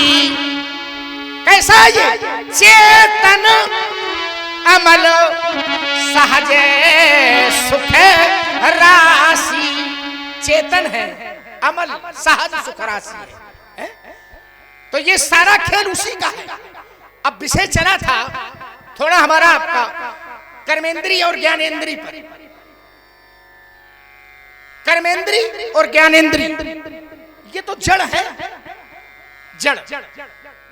चेतना के साथ जुड़े हैं तो चैतन्य है, बाकी इनमें बोध नहीं है। एक घर में महाराज आग लगी थी, अगर कर्मेंद्री और ज्ञानेंद्री में भी साथ हो जाए तो हो सकता है कि जीव संसार भवसागर से तर जाए। एक घर में आग लगी और घर में एक अंधा बंद था और एक लंगड़ा बंद था। एक अंधा था और एक लंगड़ा था। आग लग गई, दरवाजा केवल एक ही था। दोनों में विचारों में भिन्नता है, अंधे में और लंगड़े में। परिणाम क्या होगा? दोनों जल करके राख हो जाएंगे। अगर विचारों में सोमनस्य है तो अंधे ने लंगड़े से कहा, अंधे ने लंगड़े से कहा कि लंगड़े तुम देख सकते हो लेकिन तुम चल नहीं सकते। मैं चल सकता हूं लेकिन मैं देख नहीं सकता हूं। तो अंधे ने लंगड़े से कहा कि तुम हमारे सर पर बैठ जाओ, कंधे में बैठ जाओ, तुम हमें रास्ता दिखाते जाना, हम तुम्हें बताते जाएंगे, क्योंकि चलने की शक्ति तुम में है। हम तुम्हें रास्ता बताते जाएंगे, दरवाजा पहुंच जाएंगे, दरवाजे से बाहर निकल जाएंगे तो तुम भी बच जाओगे और हम भी बच जाएंगे। ये अंधा कौन है? अंधी कौन है? और ये लंगड़ी कौन है? यही कर्मेंद्री और ज्ञानेंद्री है। कर्मेंद्री कर्म कर तो सकती हैं लेकिन इनको बोध नहीं होता है, दिखाई नहीं देता है। ज्ञानेंद्रियां देख तो सकती हैं, ज्ञान तो करा सकती हैं, लेकिन इनमें चलने की शक्ति नहीं होती, नहीं है। आंख देखेगी कि अमुक जगह वस्तु धरी है, पे उठा के थोड़ा लाएगी, वो तो जाएंगे पाँव। तो इनमें अगर सोमनस हो जाए, एक सोपान है, एक क्रम है चलने का। चलो छोड़ो इसको। फिर आपने एक बात रखी है, उसका मैं उत्तर सीधे। आपने कहा कि अगर रोग हो जाए, रोग, तो भैया रोग से छुटकारा पाओगे कि रोग बढ़ाओगे? और रोग आपने किसको बताया था? बोले ममता दाद दंडो इरसाई। ममता क्या है? बोले दाद रोग है। राज रोग लागने घूम रहे हो और दाद से छुटकारा पाना चाहते हो, बड़े बड़े राज रोग पाले हो। ये केवल ममता, ममता तो दाद है, इसमें मरने की संभावना नहीं है। और हम बता रहे हैं जो जो रोग पाले हो इनमें छांट लेना कौन कौन है आपके पास। है तो बहुत, कौन कौन रोग है? आपने रोग की बात की, ममता दाद कंड ईर्षाई, तो रोग हम आपको गिनाई दे रहे हैं और देखने जरा कौन कौन है। बताओ। मोह सकल व्याधिले करे मूला, नहीं है। तिनते पुनि उपजय बहुसूला। कौन कौन से? काम बात ये भी नहीं है। है नहीं ना। काम बात नहीं है, नहीं है, कफ लोभ अपारा ये भी नहीं है, नहीं है, नहीं है, क्रोध पित्त नित छाती जारा। अब न ये है, अब नहीं कहा कि नहीं आए, नहीं ये अब है। हम सूची बना के दिए दे रहे हैं, छांट ले जो चलो इसका विवेचन करेंगे। अब ये नहीं कहें कि नहीं आए। अरे तो जो है तो उसको अपने हम ये थोड़ा कह रहे थे कि सब लदे हैं तुम्हारे ऊपर, हमका सूची बनाए देना, छांट लेना कौन कौन है। क्रोध पित्त नित छाती जारा, एक है कफ, एक है बात, एक है पित्त, एक है काम, एक है क्रोध, एक है लोभ, तीन हो गए ना। और तीनों में अगर मैत्री हो जाए तो फिर गड़बड़ है प्रीत करें जो तीन वो भाई, क्या होता है? उपजे सन्नपात दुख दो, सन्नपात। और देखो विषय मनोरथ दुर्गम नाना, ते सब सूल नाम को। अब आया हुआ वाला जिसको बीच से छांट के निकाल के लाए हो, जय प्रकाशानंद ऐसे छांटा थे गाय पंडित जी। ममता दाद कंडु ईर्षाई, हर्ष विषाद गरह बहु। एक रोग और है, पर सुख देख जरन सोई छई। दूसरे का सुख देख करके जब जलन पैदा होती है, ये क्षयी रोग है। क्षयी रोग को दूसरे नाम से भी लोग जानते हैं। नहीं, अब उपचार है उसका भी है, विज्ञान आगे बढ़ गया। अच्छा अच्छा अच्छा। क्षयी, कुष्ठ दुष्टता मन कुटिलाई, ये कुष्ठ रोग है, मन की कुटिलता। एक और है अहंकार यति दुखद डमरुआ, दंभ कपट मद मानना। एक गांठों का रोग है, एक नसों का रोग है। एक का नाम डमरुआ, एक का नाम नहरुआ। एक और है जलोदर।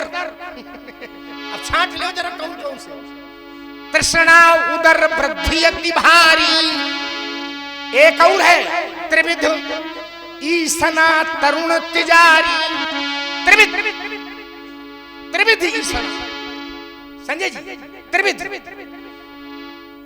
सुत्तैषणा, पित्तैषणा और लोकैषणा। सुत वित्त लोक ईसना तीनी।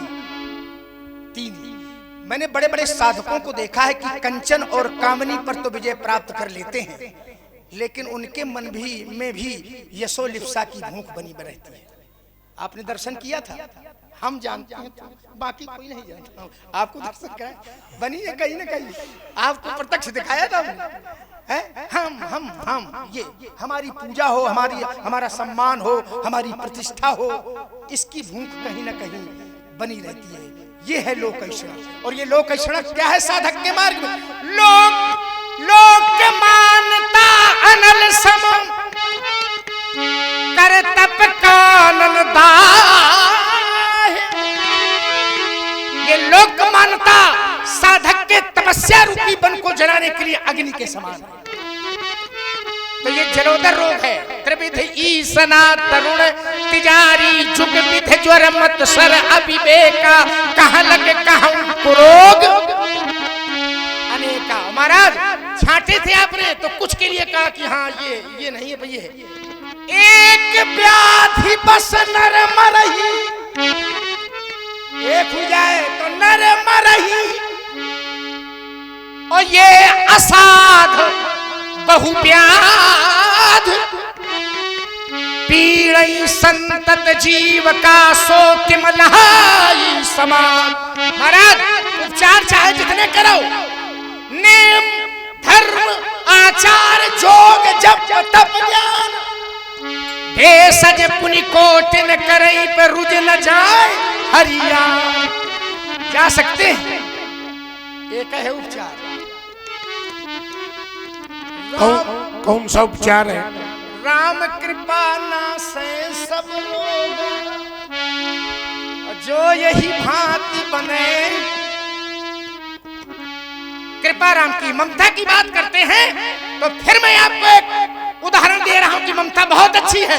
ताते करही कृपा निधि दूरी, ताते करही कृपा निधि दूरी, क्योंकि सेवक पर ममता अति भूरी।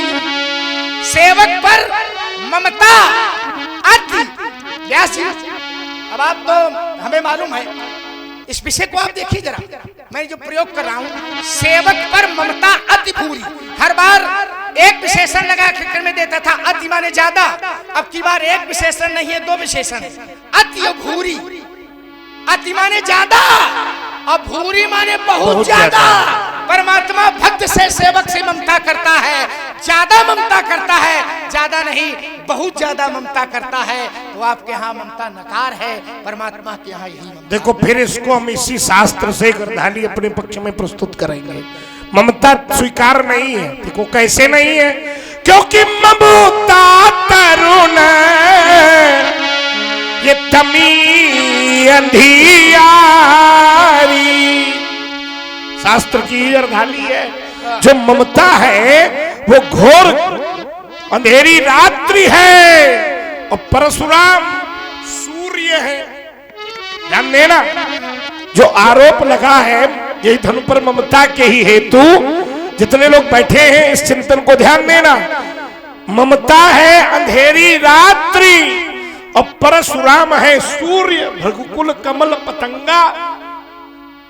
तो जहां सूर्य होगा वहां रात्रि नहीं हो सकती।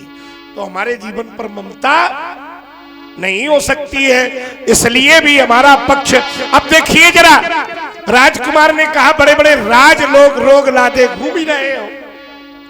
तो जैसे तुमने क्रोध को दिखाया हमारे जीवन पर, ध्यान देना, विज्ञ लोग बैठे हैं सब, तो केवल जीवन में क्रोध हो तो क्या वो रोग है?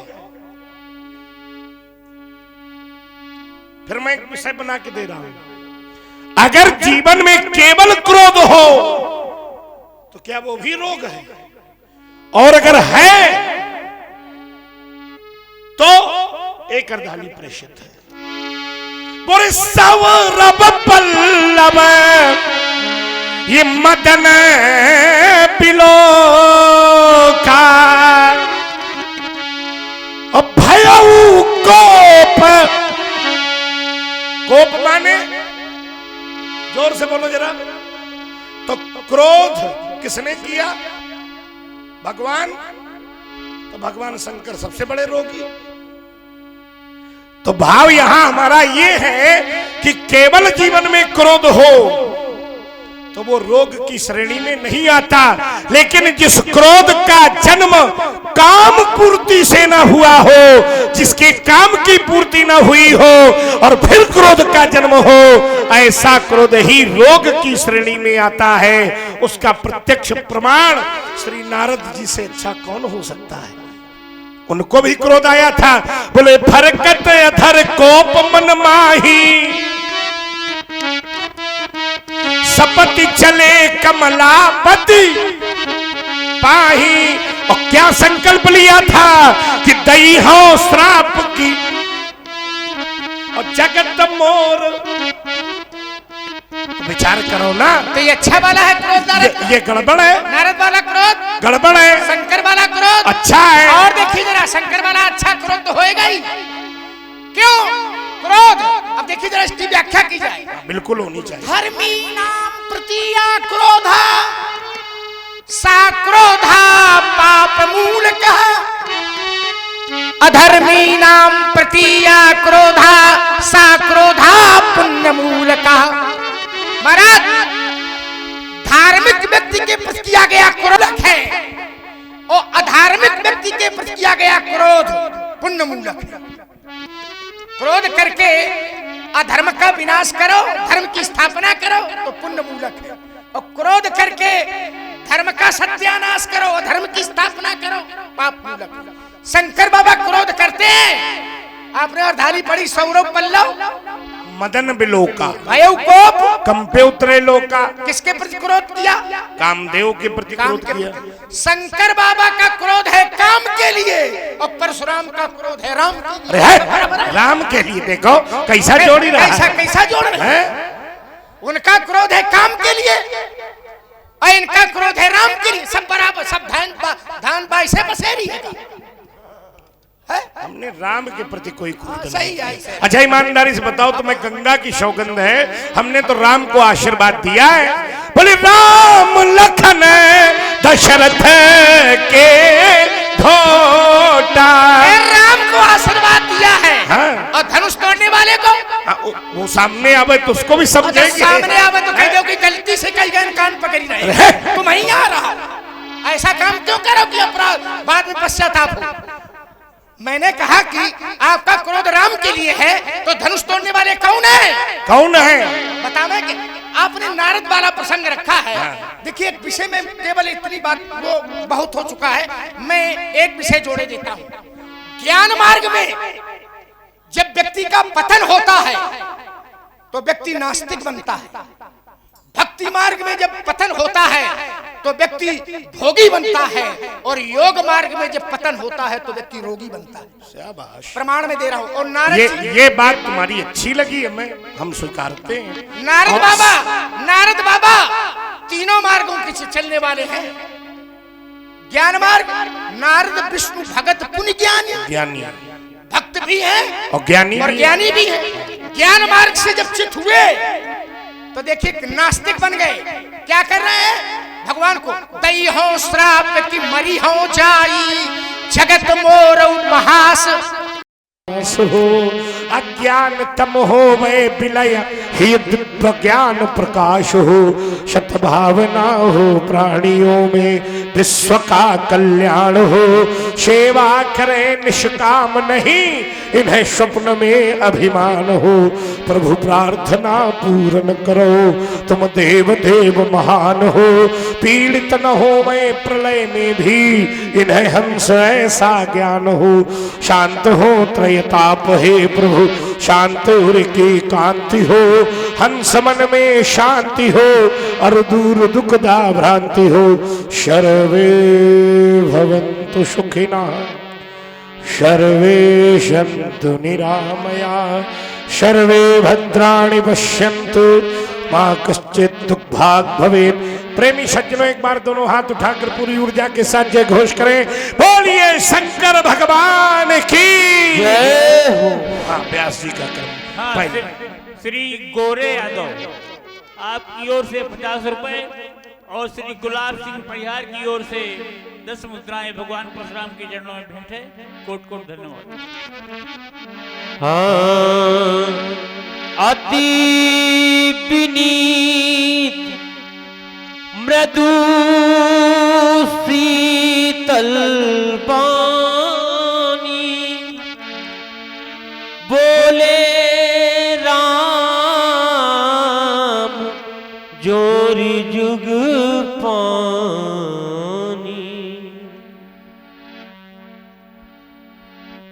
हे देवता, राघव लक्ष्मण बालक है। आपके समीप वार्ता में लक्ष्मण से त्रुटि हुई है। मैं लक्ष्मण की ओर से आपसे क्षमा मांग रहा हूं भगवान। सुनहु नाथ तुम सहज सुजाना, बालक वचन करिए नहीं काना। क्यों? पर रे बालक एक स्वभाव,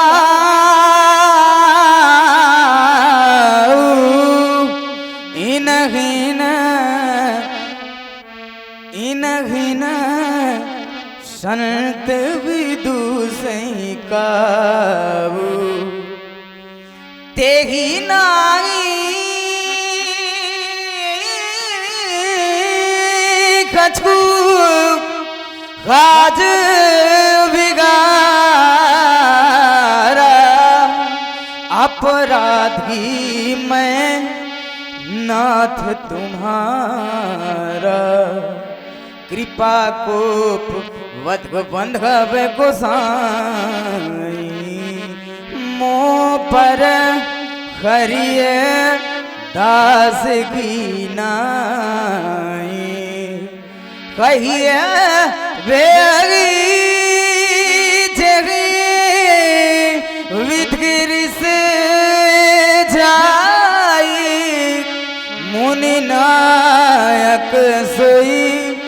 करऊं पाई। कैसे चला जाए क्रोध राम, देखो अपने भैया को, देखो देखो, हट जाओ, रखो सन्मुख से, इसके तो टुकड़े करने दो, है नहीं कृपा का पात्र तन किसका वध मुझको करने दो, है कुजाती है जन्म को दशत प्राण हर ले, ऐसे पापी अधम का राम साथ नहीं दे।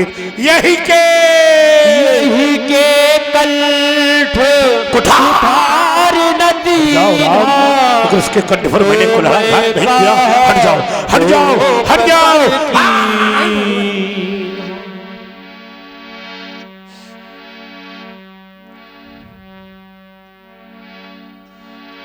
आप मेरे लक्ष्मण का वध करेंगे? यदि आज आपने मेरे भैया का वध कर दिया तो मैं अयोध्या कौन सा मुंह लेकर के जाऊंगा भगवान? बिना लक्ष्मण के जब मैं अयोध्या जाऊंगा और जब मेरी माँ श्रवण करेगी कि मेरा राम आया है तो दौड़ करके मेरे समीप आ जाएगी और मुझको अपने हृदय से लगा लेगी।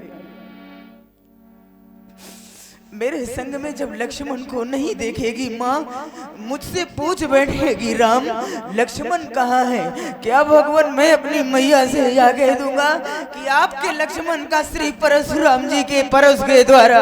नहीं भगवान नहीं। अरे जब मेरी माँ श्रवण करेगी कि लक्ष्मण का वध हो गया है तो मेरी माँ का हृदय फट जाएगा। आप जानते हैं वो सारे अयोध्यावासी यही कहेंगे कि निकाल दो इस हत्यारे राम को अयोध्या के बाहर। अरे इसने तो अपने पीछे अपने भाई का वध करवा डाला। भाई के वध का कलंक लेकर के मैं संसार में जीवित नहीं रह सकता भगवान। श्रवण करे मेरी माँ के कहे हुए अनमोल वचन।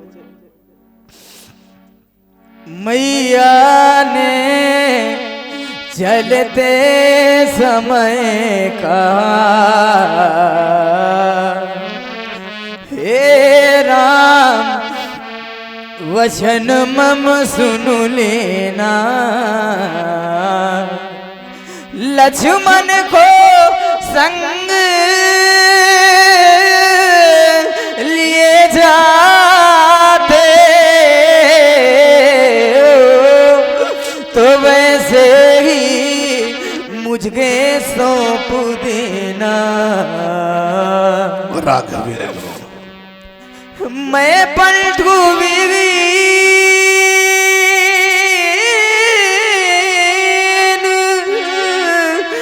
नाथ कैसे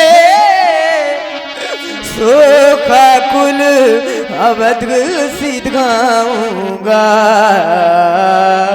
और जब मैं अयोध्या जाऊंगा भगवान तो माँ पूछेगी मेरा लखन कहाँ, तो क्या कह कर समझाऊंगा। लक्ष्मण का वध करेंगे आप, मेरे सिर पर कलंक लग जाएगा भगवान। यदि आप लखन को मारोगे तो मम सिर कलंक लग जाएगा। और ये कहाँ का न्याय है भगवान? ये तो मुझसे पीछे आया है, क्या ये मुझसे पहले जा। बड़े भाग्यवान होते हैं वह लोग जिन पर ईश्वर की कृपा है और ईश्वर की कृपा से उन्हें भाई मिले हैं। भाई उनसे भी बढ़कर के भाग्यवान वह लोग हैं जिन्हें परमात्मा ने भाई दिए हैं और भाइयों भाइयों में अपार प्रेम है। अरे अभागे तो वह लोग हैं ईश्वर की कृपा से भाई तो मिले किंतु भाइयों भाइयों में प्रेम नहीं है। लक्ष्मण मेरी दाहिनी भुजा है भगवान, क्या फिर भी आप मेरे भैया का वध करोगे? कट गई भुजा जब योद्धा की तो फिर रण में रही कमान कहाँ। भाई का भाई होता है, अरे भाई बिन जग में मान कहाँ। राघवेंद्र, हमारा ध्यान आपकी ओर से हट करके पुनः अपनी माँ की ओर चला गया। भगवान, माँ न जाने कितने कष्ट सहती है अपने पुत्र को पालने में। माँ के ऋण से पुत्र कभी ऋण नहीं हो सकता। माँ का इतना बड़ा बलिदान जब पैदा होता पुत्र कोख से, तो माता अपना ध्यान भुलाती है, और यदि ललना पलना पर जाग पड़ा तो जननी चुटकी चटकती। पुत्र वियोग क्या होता है? अरे कोई उस माँ के हृदय से जाकर के पूछ ले जिसने अपना पुत्र खोया है। माँ की ममता जब किसी से रूठ जाती है, माँ की ममता जब किसी से रूठ जाती है, अरे तो नरक में वास होता उसका और वो जन्नत छूट जाती है। माँ की गोदी का राघव, ये पुत्र रतन 100 आंसू में पलता है। राघव, अगणित कष्टों से सींच तब संतत का बिरवा फलता है। मेरी माँ ने हाँ चलते चलते दिया लखन का हाथों में हाथ, बदले में इसके मेरा बध कर दो राघव, और इसे छोड़िए ना। राम, संभालो अपने आप को, कहीं तुम्हारी करुणा नेत्रों से असुर के रूप में पतित न हो जाए और धराधाम पर न गिर जाए। अगर तुम्हारे नेत्र से एक बिंदु भी धरती में गिर गया राम, तो उसी क्षण धरती में प्रलय आ जाएगी। हमारा कहना है राघव, राम रोना नहीं, राम रोना नहीं, आंसुओं से धरा फट न जावे कहीं, अवगुणों से भरा, देखो ना ये अवगुणों से भरा आपका भाई है, बेला बलिदान की तो अभी आई है, राम को राम मारे। तुम भी तो राम हो और मैं भी राम हूं, तुम धनुषधारी राम हो और मैं परशुधारी राम हूं। राम को राम मारे ऐसा होगा नहीं, राम रोना नहीं, राम अरे बिछड़ोगे यदि तुम दोनों तो उस मधुर मिलन का क्या होगा।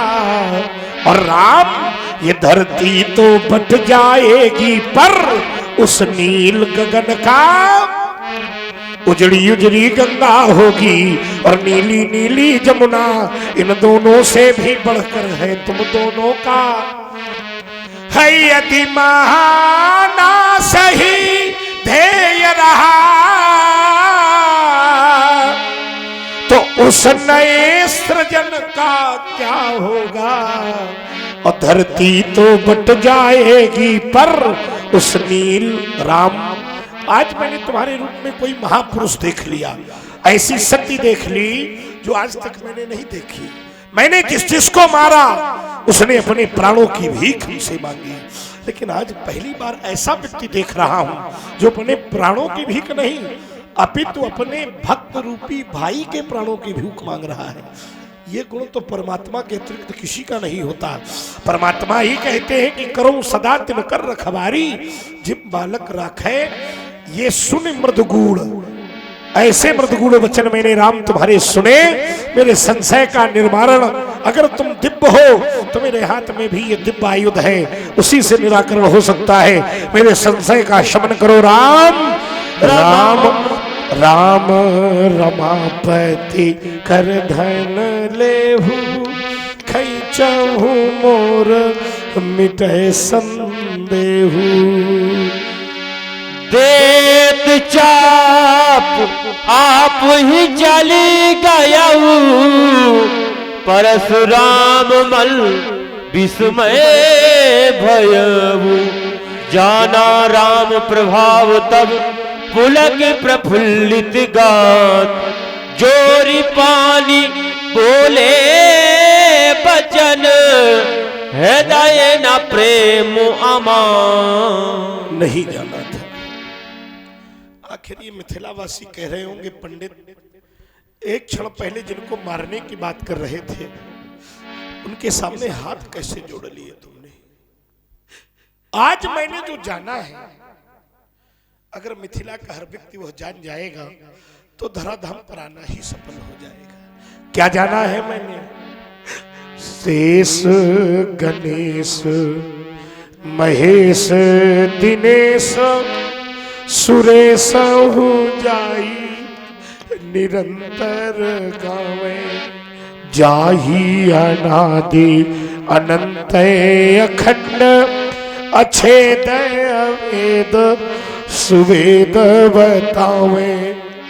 अरे नारद से सुका व्यास रटे, पचिहारी गए पुनि पार ना पावे। देखो ना, ताही प्रभु अपने भगतन हित मिथिला में यह रूप दिखावे। अगर मैं आपको जान भी गया हूं तो मेरे साहित्य में वो शब्द नहीं है नारायण जिनसे मैं आपकी वंदना कर सकूं। अरे करहु काह मुखैक प्रशंसा, जय महेश मन मानस हंसा। अनुचित बहुत कहु अज्ञाता, क्षमहु क्षमा मंदिर दो भ्राता। कौन है ये? तो हृदय ने कहा राम है सब में रमा, राम में संसार है। अरे मिथिलावासियों, जिसे समझते हो सीतावर, वह ब्रह्म का अवतार है। सब लोग खड़े हो जाइए, क्योंकि ये जीव का परमात्मा से साक्षात मिलन हो रहा है। क्योंकि कलयुग में कहा गया यद फलम नास्ति तपसा न योगे न समाधिना तद फलम लभते सम्यक कलौ के शव कीर्तनम। भागवत में विशुद्ध प्रमाण है। तो आज भक्त भी हैं और भगवान भी हैं। 2 बार प्रभु नाम संकीर्तन करेंगे, सब लोग हमारे साथ बोलेंगे श्री राम जय जय राम, श्री राम जय जय राम, श्री राम जय जय राम, श्री राम जय जय राम। अरे कौशल्या के प्यारे राम, कौशल्या के प्यारे राम, दशरथी नंद दुलारे राम, श्री राम जय राम। बोलिए रामचंद्र की, जोर से बोलिए लखन लाल की, प्रेम से बोलिए शंकर भगवान की जय।